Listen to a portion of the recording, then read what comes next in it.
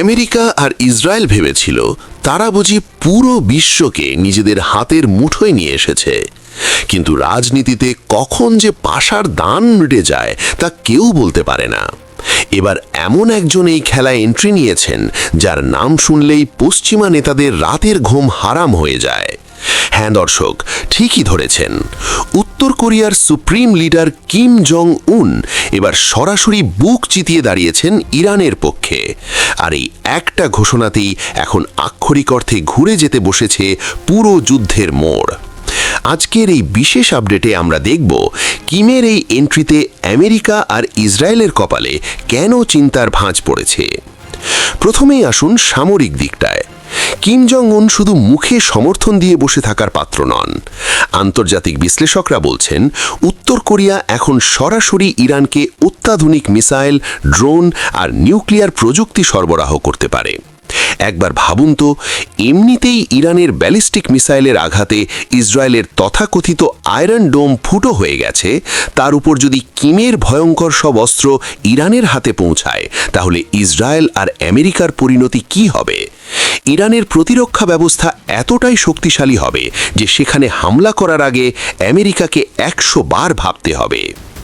দ্বিতীয়ত, এই যুদ্ধের আগুন এখন আর শুধু মধ্যপ্রাচ্যে আটকে থাকছে না। কিমের এই ঘোষণার পর সংঘাতের আঁচ গিয়ে লাগছে এশিয়াতেও।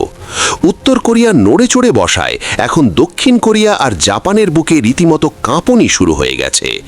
আমেরিকাকে এখন মধ্যপ্রাচ্যের পাশাপাশি এশিয়াতেও নজর দিতে হবে, অর্থাৎ তাদের বাধ্য হয়ে এশিয়াতে নতুন ফ্রন্ট খুলতে হবে।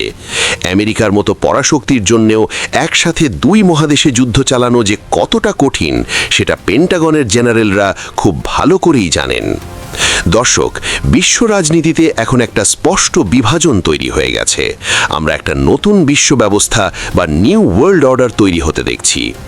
একদিকে আমেরিকা, ইসরায়েল আর ন্যাটোর মতো পশ্চিমা জোট, আর তাদের শক্ত জবাব দিতে অন্যদিকে তৈরি হচ্ছে এক ভয়ঙ্কর নতুন অক্ষ, উত্তর কোরিয়া, ইরান, রাশিয়া এবং চীন। এই চার পরাশক্তি যদি এক হয়ে আমেরিকার বিরুদ্ধে রুখে দাঁড়ায়, তাহলে পশ্চিমা বিশ্বের সেই চিরচেনা আধিপত্য তাসের ঘরের মতো ভেঙে পড়বে। অর্থনৈতিক দিক থেকেও কিম জং উন এখানে দারুণ এক চাল চেলেছেন। আমেরিকা আর জাতিসংঘ বছরের পর বছর ধরে উত্তর কোরিয়ার উপর হাজারো নিষেধাজ্ঞা বা স্যাংশন দিয়ে রেখেছে, কিন্তু কিম তাতে থোড়াই কেয়ার করেন। এখন ইরানের কাছে বিপুল পরিমাণ অস্ত্র বিক্রি করে উত্তর কোরিয়া আর্থিকভাবে বিশাল লাভবান হবে।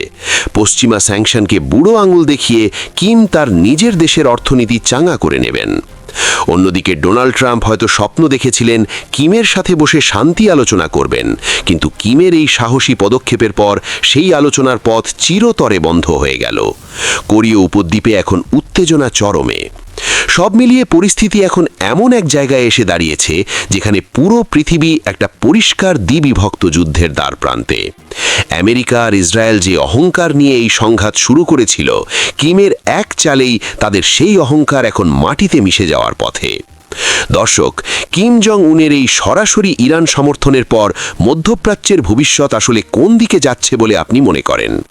উত্তর কোরিয়া, ইরান, রাশিয়া আর চীনের এই নতুন জোট কি আমেরিকার আধিপত্য শেষ করে দিতে পারবে? কমেন্ট বক্সে আপনাদের মূল্যবান মতামত অবশ্যই জানাবেন। আজকের মতো এখানেই বিদায় নিচ্ছি। এই সংঘাতের আরও গভীর কোনো ভেতরের খবর বা রাশিয়ার পরবর্তী পদক্ষেপ নিয়ে কি আপনাদের জন্য আরেকটি বিশেষ প্রতিবেদন তৈরি করব?